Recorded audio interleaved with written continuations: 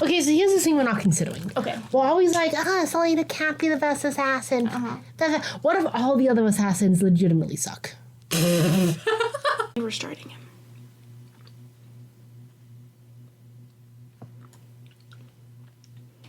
The recording has begun. You can start whenever. Okay. I was looking ahead and oh boy. Yay! Chapter 50, but not this chapter. Oh. I was a little over 100 pages away, which we still have to read by next month, so... How do we still have I guess we are only like halfway done. Yeah, we have 10 days before book club. Yeah, we are 115 pages away from finishing. Chapter 15.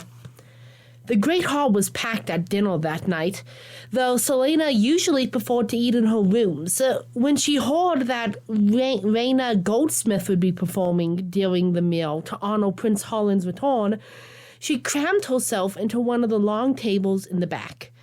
It was the only place where the lesser nobility, some of Chaol's higher-born men, and any others who wanted to brave the viper's nest of the court were allowed to sit. The royal family dined at their table atop the dais in front of the hall with Parrington, Roland, and a woman who looked like she might be Roland's mother. The woman? The woman. From the other side of the room, Selena could hardly see little Prince Roland, but he seemed to be pale, rotund. Roland? Yeah. Sorry, Prince Holland. Sorry. Prince Holland. He seemed to be pale, rotund, and blessed with a head full of ebony curls. Does rotund is specifically round. Okay. And once again, it's someone who characters do not have a high opinion of, and who isn't displayed as being good, is fat. I was going to ask, does rotund have any other meaning that could be that wouldn't be like fat associated? No, it is specifically round fat. Yeah. Large. Man, I love when you're to help signify someone's wickedness or badness, they get to be fat. Yummy. Let's chew on that fat, huh? Let's talk about that. Let's talk about that. More evidence. Listen, these shortcuts to try to show like who's good and who's bad and stuff suck. They suck. They make a less interesting story, though predictable, though annoying, and feeds into stereotypes that are very harmful. And I just think that a good writer should seek to avoid them. Yeah. It seemed rather unfair to put Holland next to Dorian. M-. They're brothers. Well, comparisons could easily be made. He's 10! He's 10. They're brothers. It would make sense to put them next to each other potentially. And he's 10. Shut up, Selena. Dorian. You know what? I gotta put this under a mark against Selena. What page are we on? 115. Dorian said to Prince Holland, "You're annoying and no one likes you, including me." To which Prince Holland wisely responded, "I'm 10, and went off to play with his boats. To play with his ponies. I'm 10. To which Prince Holland wisely responded, "Yeah, we've only just started recently taking a little..." Beth, this is like our born book. It's our born book. I'm gonna write that down in my spreadsheet of shame. Problem number 2, meta-fatphobic. Yeah. Problem number 1 is the character meta? No, the problem number 1 was deriding a 10-year-old for Selena, and then meta, it's fatphobic. Yay! Well, comparisons could easily be made, M-. And though she'd heard every nasty rumor about Holland, she couldn't help but feel a shred of pity for the boy. Every nasty rumor about a 10-year-old? I mean, what are you, 12? Yeah, I was about to say, I remember like with our little cousins when they were probably around 10 being annoyed with them, but I was also 12 at the time. Mm-hmm. And anyway, I wasn't. And also, she has no personal relationship to this kid. Oh yeah, She shouldn't have this passionate feeling. Well, she said she has some. She's heard all of the nasty rumors, and she has some pity for him. Okay, yeah. Anyways, continue. You're right. Chaol, to her surprise, opted to sit beside her. 5 of his men joined them at the table. His posse. Trying to keep him out of trouble. The Rossi posse. Was literally just thinking that. Bonus points if you know that. Right now. We could be reading book 9 of The Expanse. Right there. Let's see. Though there were several guards posted around the room, she had no doubt that the ones at her table were just as alert and watchful as those stationed at the doors and dais. Have you they get a day off? Literally, like, can't they? There's other people doing their job. Let them relax at dinner for once, you know? Yeah. What are they on? 12-hour shifts? Probably. 24. Her table mates were all polite to her. Wary but polite. They didn't mention what had happened last night, but they did quickly ask how she was feeling. Ress, who had guarded her during the competition, seemed... Oh, maybe Ress was mentioned. Who had guarded her during the competition? Yeah. She had, like, guards outside her door, remember? Oh, okay. Not that I would remember from last book. Seemed genuinely relieved that she was better and was the chattiest of them all. He's relieved he doesn't have to file a complaint with HR. Literally. Gossiping as much as any old court hen. And then, Wes was saying, his boyish face, oh man, I hope he dies. Not because I dislike him, but it just seems like that's what would happen. You got the innocent, boyish member of the guard. He's going to have to die some dramatic death. He's like... He's going to have to get ripped open. Does that happen to, like, Lionheart, Braveheart, or something from J.D. Robb's stuff? As far as I know, he's still alive. Okay. He just always has that vibe of, like, he's out. He's toast. He's gonna... True Heart is his name. True Heart. Okay, yeah. There was a heart somewhere. Oh, yeah. His boyish face set with fiendish delight, just as he got into her bed, stark naked as the day he was born. Who are you talking about? I don't know. It's just some gossip Wes is saying. Oh, it's what they're saying. Okay. This should seem like an 8. This is one of Wes's false HR complaints. The fact that he jokes about the HR complaints. Everyone knows it's him. Stark naked as the day he was born, her father walked in. Her father walked in, end quote. Winces and groans from all the guards, even Chaol himself, quote. And he dragged him out of the bed by his feet, took him down the hall, and dumped him down the stairs. He was shrieking like a pig the whole time, end quote. Yay, thrown down the stairs, thrown down the stairs. Chaol leaned back in his seat, crossing his arms. You would be too if someone was dragging your naked carcass across the ice-cold floor. Talking from personal experience? Yes. Why do you think he was disowned? He smirked as Russ tried to deny it. Chaol seemed so comfortable with the men. His body relaxed, his eyes alight. Yeah, that's right, the boss relaxes, but the grunt men have to be on guard the whole time. This is exactly what happens.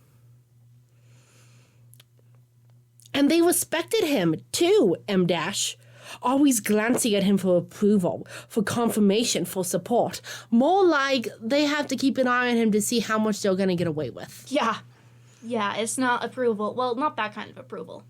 It's... Is he gonna step in yet? Okay, we're good. Everybody keep going. We don't need to worry about the boss yelling at us. As Selena's chuckle faded, Chaol looked at her, his brows high. You're one to laugh. You moan about cold floors more than anyone I know. She straightened as the guards gave hesitant smiles.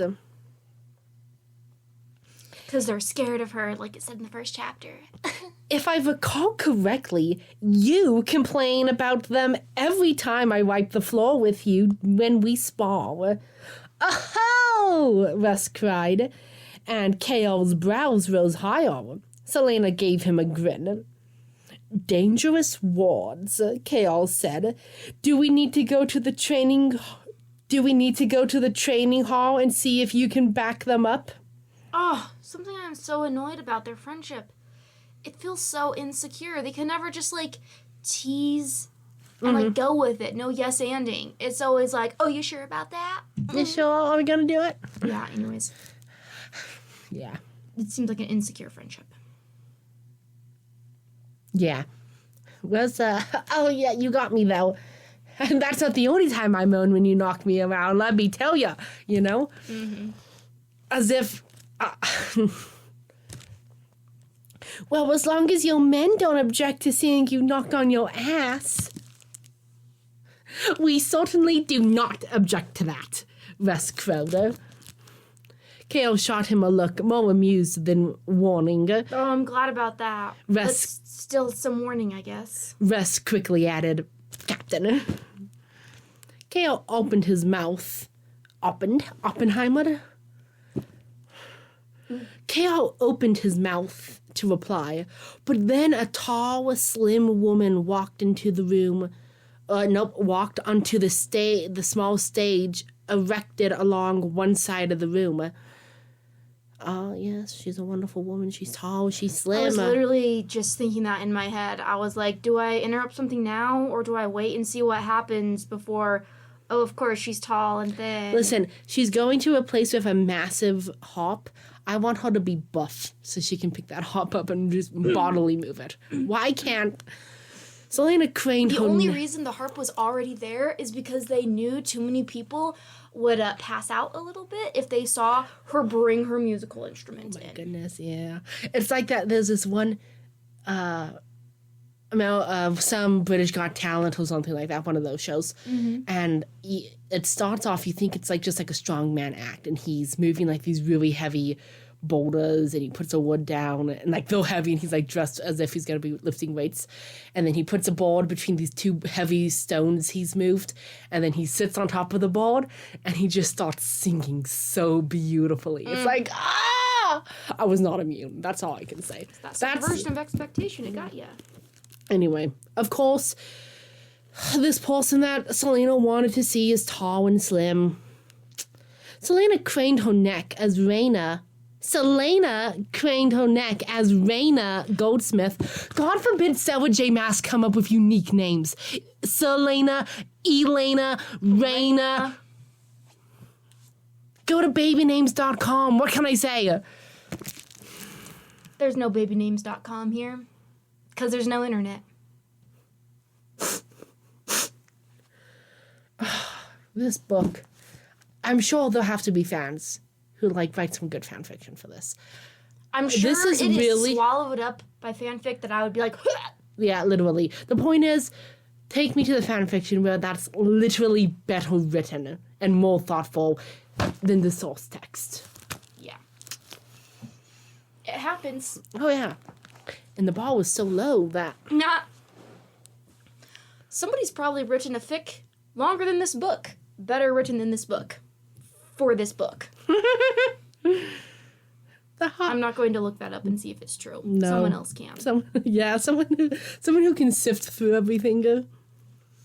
Let's see. Selena craned her neck as Raina Goldsmith floated across the wooden platform to where a massive harp and a man with a violin waited.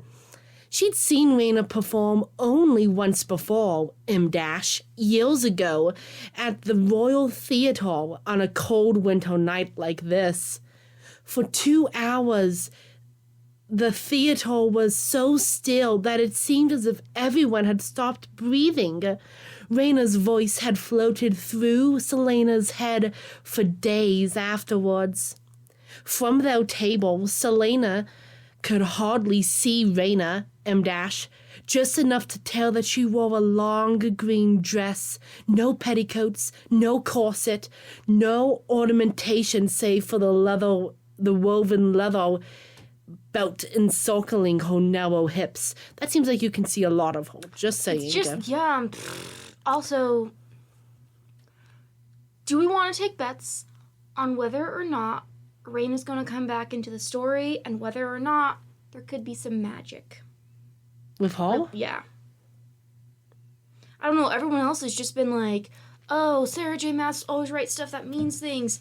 And it literally just said that her music and her singing stayed in Selena's head for days.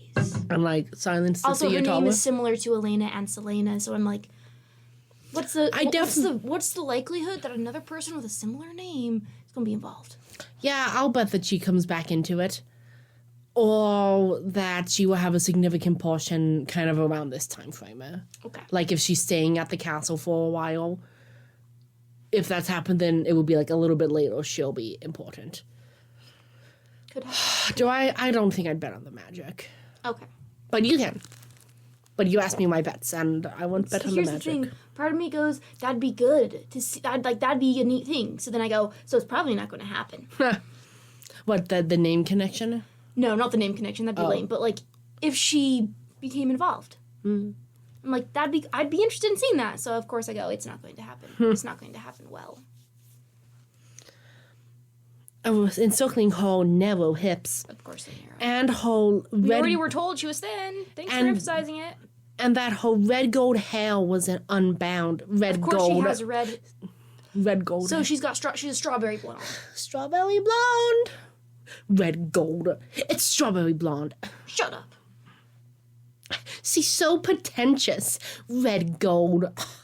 It's strawberry blonde. Blood orange. It's red. It's red. So she's got strawberry blonde hair. Continue. Was unbound. Silence rippled through the hall, and Raina... Silence rippled through the hall? Yes, everyone's being so respectful and not even eating, I guess. In waves? Rippling? Mm-hmm. So it'll be like, silence, silence, bit of noise, silence, bit of noise, silence, bit of noise. As Raina courtesied at the dais. No applause? It's too soon. Too soon. When she took her seat before the green and gold harp... This seems like... When she took her seat before the green and gold harp, the spectators were waiting. That's the sentence. That's the sentence? We already know that they're silence as she's getting on. Again, repetition unneeded. Sarah J. Maas doesn't write anything for no reason. I beg to differ. I beg to differ. Passive voice and an unneeded repetition. 2 strikes. Sentence out. But how long would the court's interest hold? Raina nodded to the reedy violinist, and her long white fingers began plucking out a melody on the harp. Of course she's tall, of course she's thin, of course she's pale. Of course. After a few notes, the rhythm established itself, followed by a slow, sad sweep of the violin. They wove together, blending, lifting up, up, until Raina opened her mouth. And when she sang, the whole world faded. I'm saying, sounds like magic. Okay, it does a little bit, it does. Her voice was soft, ethereal, the sound of a lullaby half remembered. The song... Also, unfortunately, I keep thinking about McLeod. I know, I thought about McLeod, but I was like, no, Finrod, and then McLeod. I always think of McLeod When I say McLeod. Maglor. McLeod. Maglor. Maglor. Affleck. All right, let's the songs she sang, I would accept the Hoppo Hopped because that's actually what it's called. That'd be stupid. It'd be funny. I might be mad at Sarah J. Maas for saying the Harper harped. But I think that's what you say. I guess so. The songs she sang, one by one, held Selena in place. Songs of distant lands, of forgotten legends, of lovers forever waiting to be united. Not a single soul stirred in the hall. The rest of her stage crew is robbing the castle blind right now. Love that. Even the servants remained along the walls and in doorways and alcoves. Raina paused between songs only long enough to allow a heartbeat of applause before the harp and the violin began anew, and she hypnotized them all once more. So a heartbeat of applause, depending on your applauding tempo, 1-2 claps. Yeah, they do a clap. But unless she's exerting magic on them, clapping does not stop like that. Unless it's a socially approved, this is how we clap. In Rifthold, they do a clap and a half.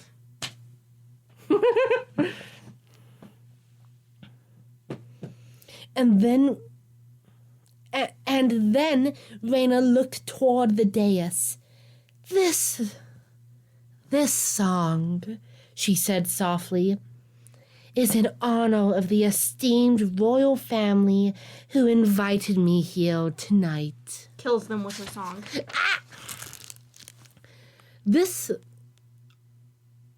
Oh, hold on.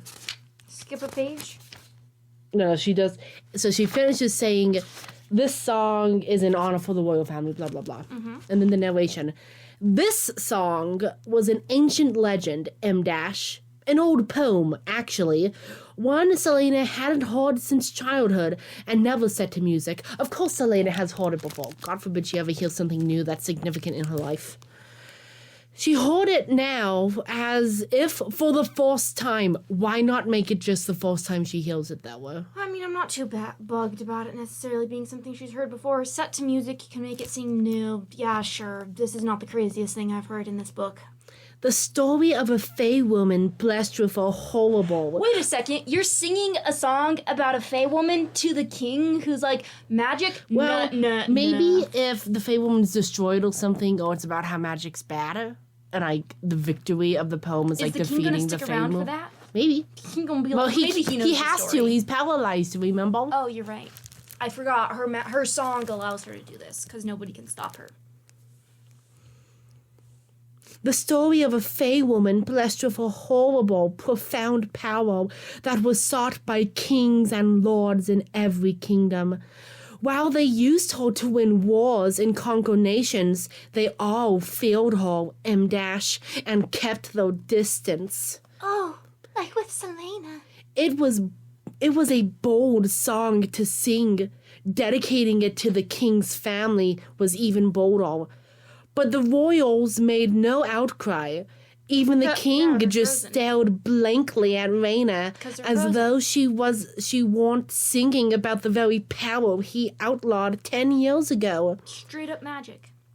Perhaps her voice could conquer even a tyrant's heart. Perhaps there was an unstoppable magic inherent in music and art. I would love it when this song finishes. King makes a signal, guard stands up, shoots her with a crossbow, she's out. Had that you come into my castle. I treat you like family. No, maybe the king's gonna be like, alright, take her out next, Selena.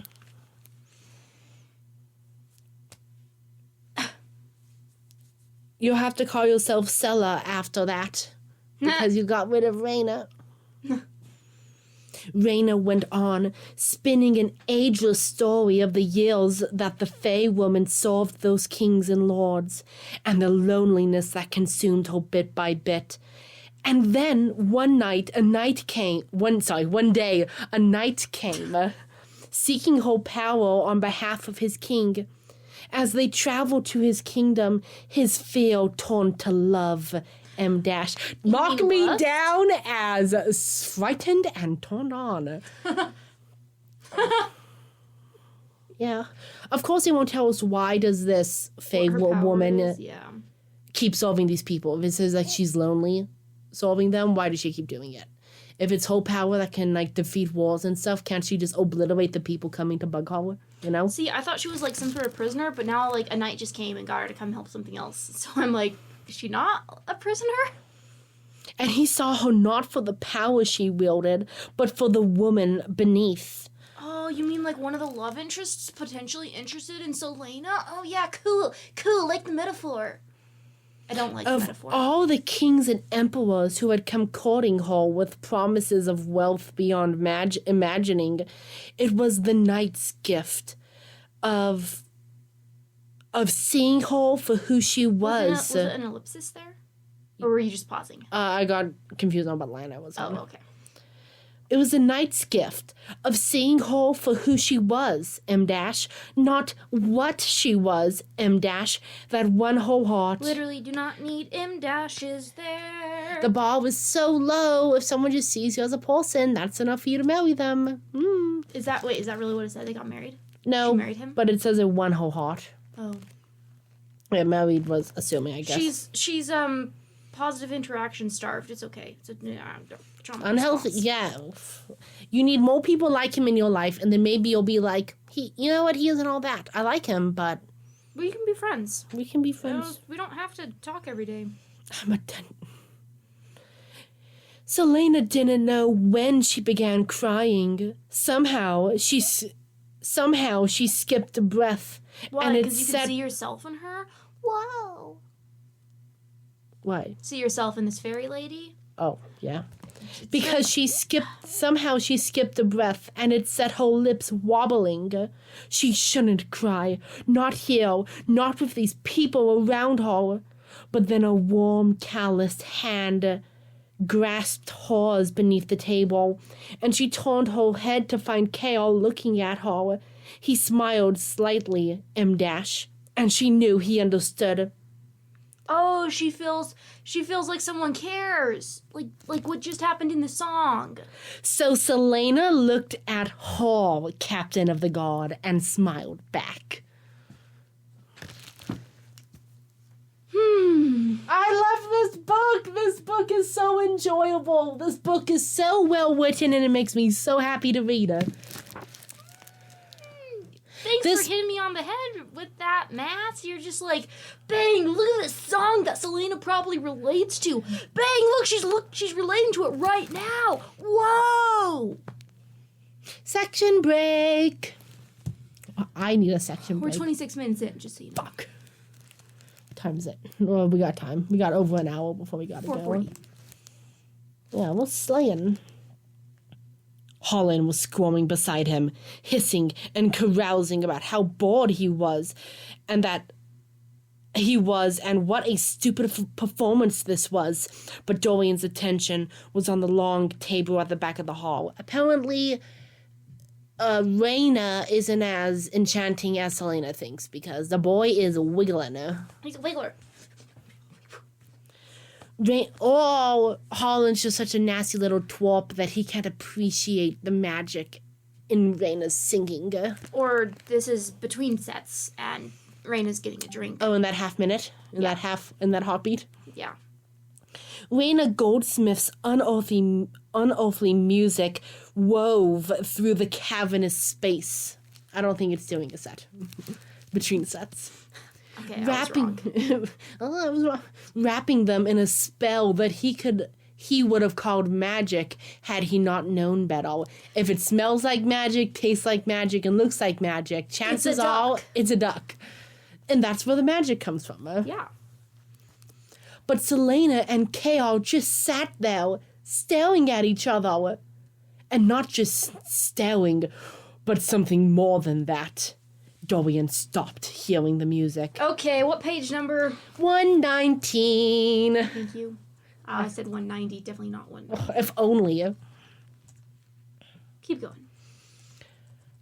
She had never looked at him like that. Not once. Not even for a heartbeat. Raina was finishing her song, and Dorian tore his eyes away from them. He didn't think anything had happened between them. Not yet. Kale was stubborn and loyal enough never to make his move, M dash, to even realize that he looked at Selena the same way she looked at him. Holland's complaining grew louder, and Dorian took a long, long breath. Someone take mercy upon this child who's being forced to sit through a very stuffy performance. Have mercy. He would move on, because he would not be like the ancient kings in the song and keep her for himself. She deserved a loyal, brave knight who saw her for who she was and did not fear her. His tone changed real quick. And he deserved someone who would look at him like that, even if the love wouldn't be the same, even if the girl wouldn't be whole. I deserve someone who will look at me this way, even if I'll never look at them that way, because they aren't Selena, and they never will be. That's what it seems like it's saying, because he says he deserves someone to look at him that way, even though that girl would never be Selena. Well... It would never be Harlan. Well, it's saying he's potentially accepting that he might have someone other than Selena. I don't think it's necessarily saying he wouldn't look at her like that, but I will agree. His thought process that we have just seen is that he wants someone to look at him like that. It said nothing about him wanting to look at someone else like that. Oh, I'm saying you're not necessarily wrong, but it's not saying as obvious as I was making it out to be. I'm only going to look at Selena like this, but I want someone else. Oh, yeah. So Dorian closed his eyes, took another long, long breath, and when he opened her eyes, he let her go. What word did I add into that sentence? When he opened her eye? Yeah, I misspoke, though. There was only one long breath, not a long, long breath. Oh. Though the first time I said long, long breath, that wasn't that. A long, long breath is opposed to a long breath. Section break. Oh, another one? Okay. I know, this section was like less than a page. Hours later, the king... Do we even know the king of Otterland's name? Probably. Not that they ever call him that. No, he's the king. Hours later. Well, it just seems like they should say, like, King, steal your girl, not the king of Otterland. That just makes it sound so impersonal, and like we don't even know the villain. It is impersonal. It's nothing personal. It is, in fact, impersonal. Hours later, the king of Otterland stood at the back of the dungeon chamber with his secret guards. Oh, ha ha ha! Hours later, the king of Otterland stood at the back of the dungeon chamber as his secret guards dragged Raina Goldsmith forward. He didn't like the song. Wow! Maybe there's something to her singing that he's like, one, I don't like you taunting that in front of me, and two, I could use this power. Wow! Wow! That was really obvious. Okay. The butcher... They didn't even wait till another chapter. They're just straight up like, look at how powerful her singing is. King got her. Did you say how this seemed like a bold song before the text said that it was a bold song? Yeah. When it said, this was a song about... Magic, what it is. What she was saying it was about. And then the text went on to say, this is a song about, so, yeah. Oh. Just by saying that, maybe the text doesn't need to say it's bold to sing if, like, the audience can already be like, this seems like it's a bit bold. Yeah, it didn't need to be spelled out. We could be like, whoa, you singing that in front of the king who hates magic? And then the narrative then said how bold choice to sing in front of the king who outlawed magic. The butcher's block at the center of the room was already soaked with blood. Oh, he's just going to kill her? Okay. R.I.P. Violinist, I guess. Oh, yeah. Her companion's headless corpse lay a few feet away. His blood trickled toward the drain in the floor. Parrington and Roland stood silent beside the king, watching, waiting. I'm still hoping Roland's going to be part of some sort of rebellion. I really love that. He's just playing the deep and long game. He is, yeah. The guards shoved the single to her knees before the stained stone. One of them grabbed a fistful of her red gold hair and red gold yanked. Again? Okay. We forgot in the 2 pages that it's red gold hair. Yeah. And yanked, forcing her to look at the king as he stepped forward. Thud of his feet on the floor. It is punishable by death to speak of or to encourage magic. It is an affront to the gods and an affront to me that you sang such a song in my hall. King assisted suicide. Raina Goldsmith just stared at him, her eyes bright. She hadn't struggled when his men grabbed her after the performance, or even screamed when they beheaded her companion, as if she'd been expecting this. No. Yeah, God. Can you not spell everything out to us? I would love it. So, like, when they're, like, planning their performance and, like, whatever they're going to do, Raina suggests this. Her partner is like, oh my God, do you really want to do that? We're dead if we do that. And she's like, yes. And he's like, no! And then he gets killed first. Any last words? A queer, calm rage settled over her lined face. Gay wrath. It says it here. And she lifted her chin. I have walked for 10 years to become famous enough to gain an invitation to this castle.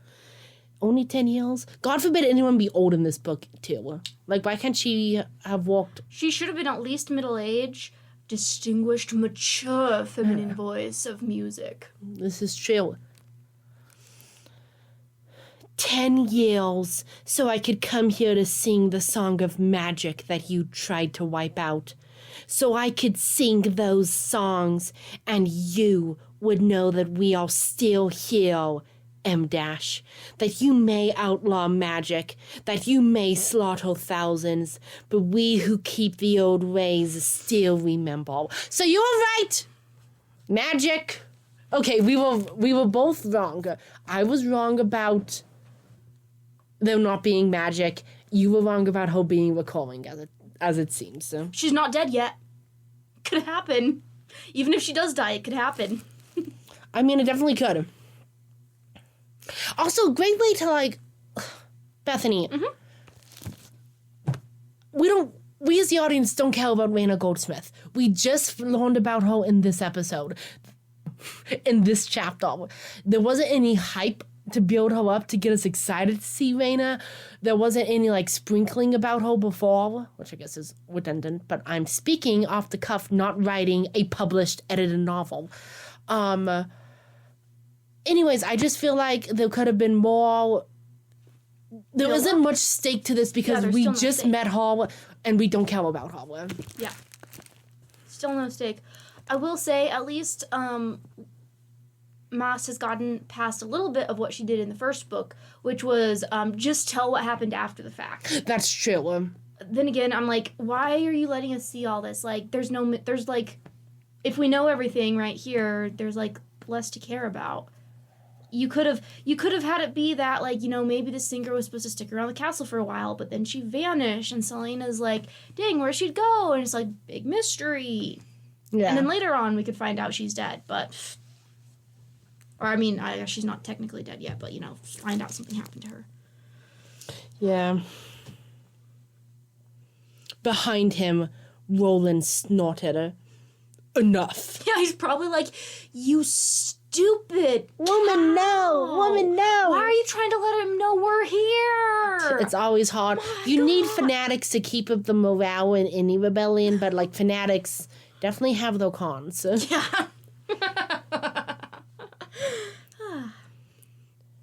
The king, and snapped his fingers. The guards shoved her head on the block. My daughter was 16, she went on. Tears ran over the bridge of her nose.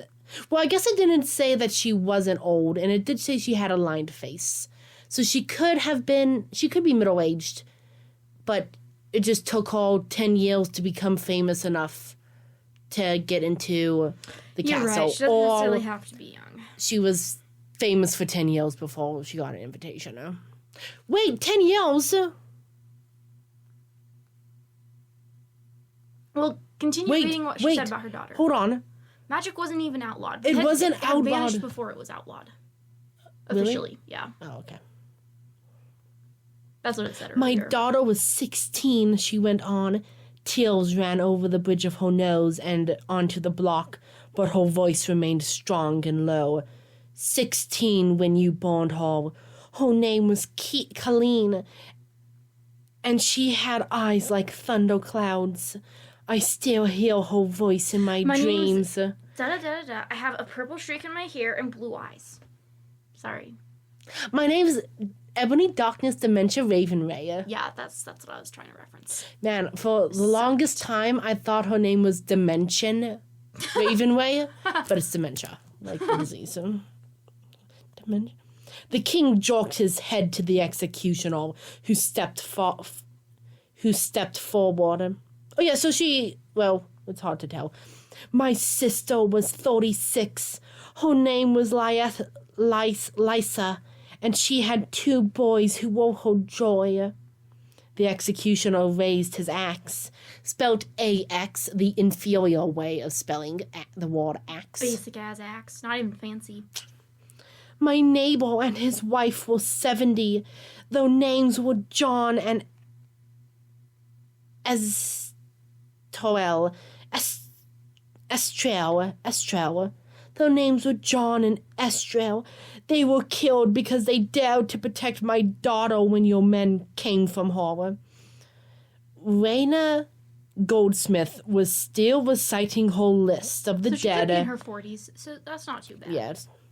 We take it back what we said about age. We assumed. Sorry, Maas. Not sorry, but I do take it back. Raina Goldsmith was still reciting her list of the dead when the axe fell. So, the way this is written... Yeah. Okay, so the way that was written, she may not be dead. There's a chance she survives somehow, right, just because it didn't directly tell us that she's dead. Mm-hmm. So she could be back one way or another. Yeah. God forbid. They tell everything else so explicitly. Just tell me she's dead. Yeah. It was cool. I mean, it is nice to see, like, some zealot show up and be, like, listing off the names and be, like, so committed. Mm-hmm. That's a cool thing to see. There's a part of me that goes, okay, but why not say that in front of everybody? Yeah. Why did you save it until you're just in front of the king and his very loyal secret guard? Mm-hmm. God forbid a zealot be public. You can only do your public protest in a beautiful way, not in a wretched way. That's all I can say. Yeah. Let's have a little sneak peek to chapter 16, shall we? Whoa! Okay. Selena dipped her spoon into her porridge, tasted it, then dumped in a mountain of sugar. It wasn't enough to cover up the iron taste, which had been filling the food of the castle ever since the night of the performance. Fleetfoot, her head on Selena's lap, huffed loudly. I lied. I added the whole thing about the iron taste in the food. Really? Yeah. That was really good, because that's all I was thinking about. The only thing I was thinking about was like, what's this iron? Are you lying? I'm not. You added it in. I added You're it in. not lying about adding it in. No, I'm not lying about adding it in. It says that she dipped her spoon into her porridge, tasted it, and then dumped in a mountain of sugar.